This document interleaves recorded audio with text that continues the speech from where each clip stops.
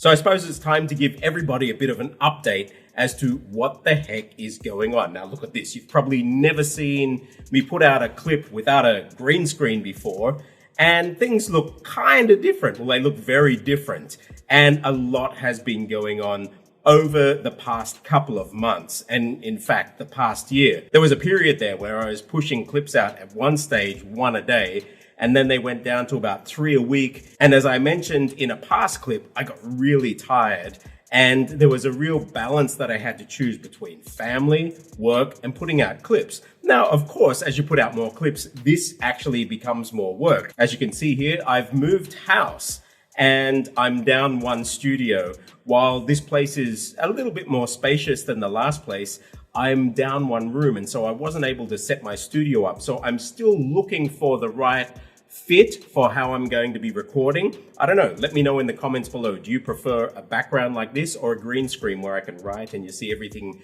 coming up behind me? I'm going to have to find that right setup in this new place that I'll be able to put out the clips, because I have so much content that I want to put out there. It's just that this setup isn't great when I need to grab hold of a pen and need to do some screenshots. The green screen really works well for that. So I don't know, green screen, no green screen, let me know in the comments below. Now there's really exciting news in what's going on the language side of things. I thought I'd share some of those things with you because you're going to be able to be a part of some of that. One really cool thing that I've had the opportunity to be involved with over the past couple of months is the EOP program. So that's the Expat Orientation Program put on by the Thailand Foundation, which is a foundation under the Thai Ministry of Foreign Affairs. Now, this program is designed for expats and particularly diplomats who are coming to Thailand. And I had the honor to present about Thai culture, working in Thai culture, and we had a blast. It's really great to see that the Ministry of Foreign Affairs and the Thailand Foundation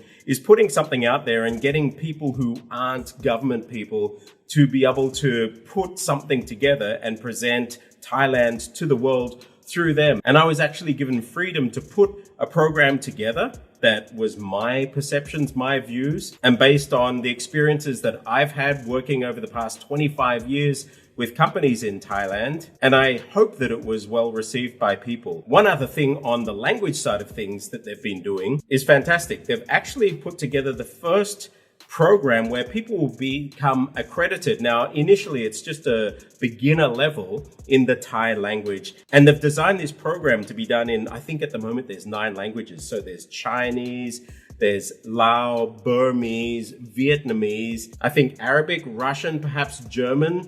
I don't know if they've got Indonesian yet, but they're looking at putting out Thai language learning resources, which has been for many years a real hole in the market. I wasn't involved in that original program that's going through, but who knows? As we move into the future, we might be able to bring things from different areas and make this a really valuable resource to everybody. And right now it's totally free. So I think if you go to the Thailand Foundation, I don't know if they've done the official release yet, but you can start to download these PDF resources and they'll be having online free learning resources in all of these languages to learn Thai. So that's pretty cool. That's done under the Thailand Foundation again. So that's on that side. Another thing that I've been personally doing over the past couple of months is a lot of these intensive speech correction workshops for people. So people have been sending in speech specimens for me, mainly in Thai, and I'll be sitting, analyzing them. Often I'll sit with Thais as well to also bounce it off of them, and we'll look at articulation, prosody. One clip that they send in is just of them presenting themselves. They'll speak for about 60 to 90 seconds. And then another clip they may choose to do is a conversation with a native Thai speaker just to see how they interact in the language. And then I'll sit, and you've seen in many of the clips that I've put out in the past how I do these analyses on language, on prosody. Well, I've been doing these one-on-one with people and it's been seeing some really good results. There was even one gentleman a couple of weeks ago that I worked with who is an American national, that he's actually been a monk for several years now up in Ubon. And his Thai is getting really, really good, but he's in a temple right now with a whole lot of other foreigners. So English is the base language there. And he's preparing to move into a monastery that's only Thais. And so he really wants to get his Thai on point, and believe it or not, his Pali as well. So working with him, it was really fantastic to see, one, how language within a monastery works. It's a whole different set of language that he's been working with, and the Pali as well. And it's been interesting to see how the exposure, because he's up in Isan in northeastern Thailand, how the local dialects have influenced his central Thai, which he has been learning up there.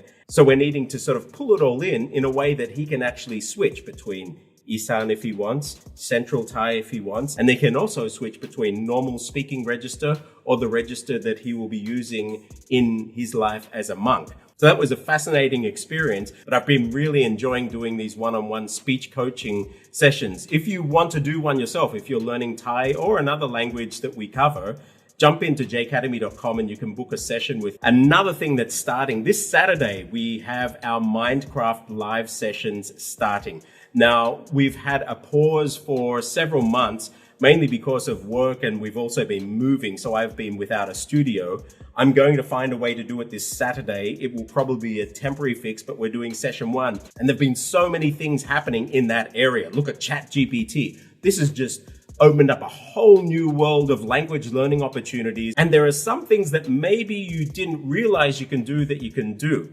And so this Saturday, we're going to be looking at some of the things that I've been doing with Chat GPT in the area of language learning and coding and language learning that anyone can actually use. Mindcraft is all about pattern matching, data skills, language learning fundamentals. So then you can put all of those together to supercharge your language learning.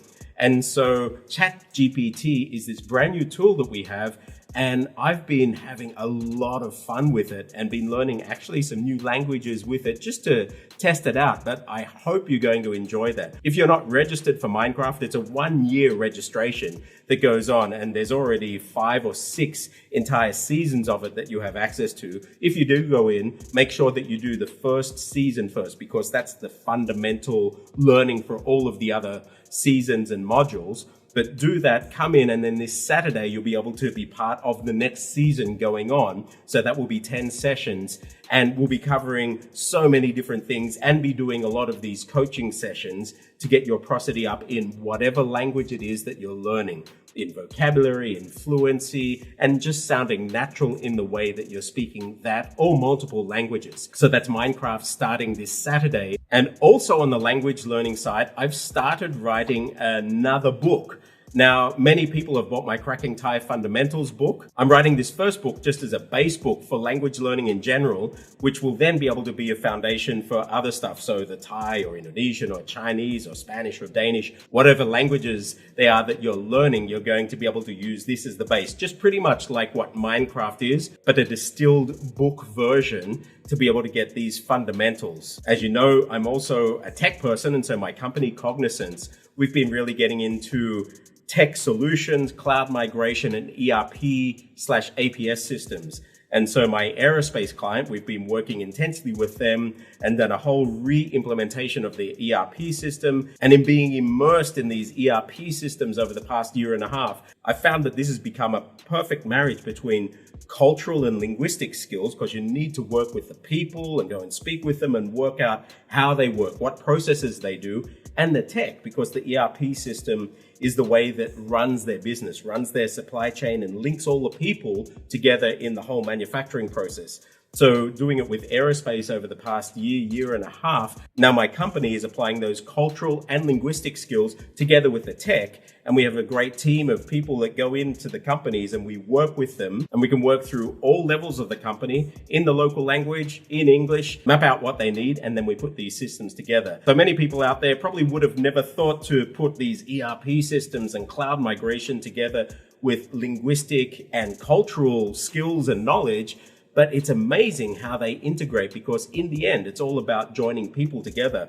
One reason why I got pulled into this was because the ERP system that was originally implemented in this company, the people who implemented it only spoke with the people who spoke their language and actually didn't go in and speak to all of the other people to map out what really needed to be done. And then when they wanted to check back, they were checking with the lower levels. The lower levels didn't speak with the people above them, many of them who spoke English, and these people's English may not have been up to the level that they had to articulate what they needed. And what resulted was millions of dollars being thrown down the drain in an implementation of a system that nobody used because it didn't do what they needed it to do.